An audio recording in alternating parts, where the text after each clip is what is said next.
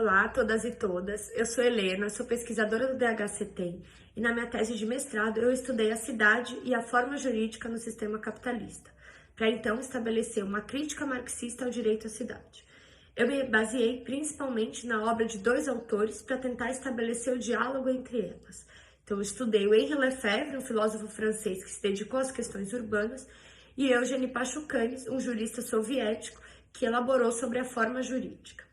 A crise sanitária que nós estamos vivendo hoje, decorrente do Covid-19, se revela uma crise urbana. Isso porque é nas cidades que se concentram o maior número de casos e as situações mais críticas. Isso revela uma tendência que aparece na obra de Lefebvre e também na minha pesquisa, da centralidade da cidade para o sistema capitalista. Para entender a cidade, é necessário compreender o que é o planejamento urbanístico. Um planejamento que foi ideologicamente e historicamente sempre a serviço do mercado e que nunca estabeleceu condições mínimas para a maior parte da população, ou seja, os trabalhadores e trabalhadoras pudessem viver.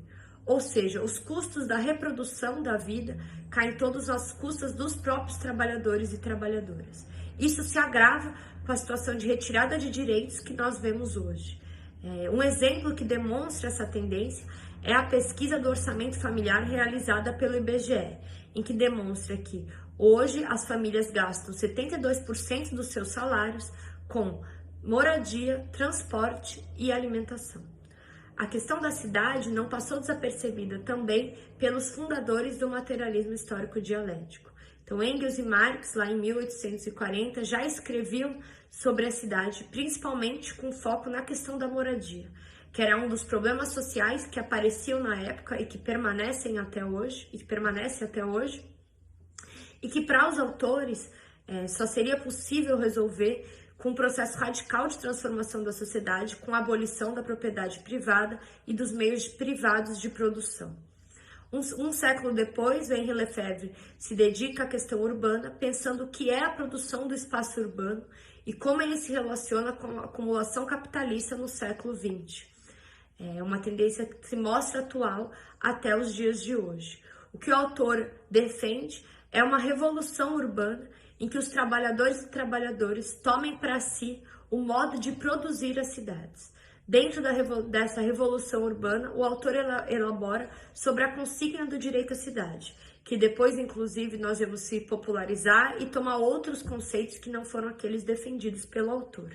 Então, a minha proposta no mestrado foi pensar a questão da cidade e do direito, como se relacionam, e como pensar o direito à cidade a partir da forma jurídica, que, como já foi dito pela Tamires no primeiro café do DHCT, é uma elaboração do Pachucanes sobre as especificidades do direito do sistema capitalista.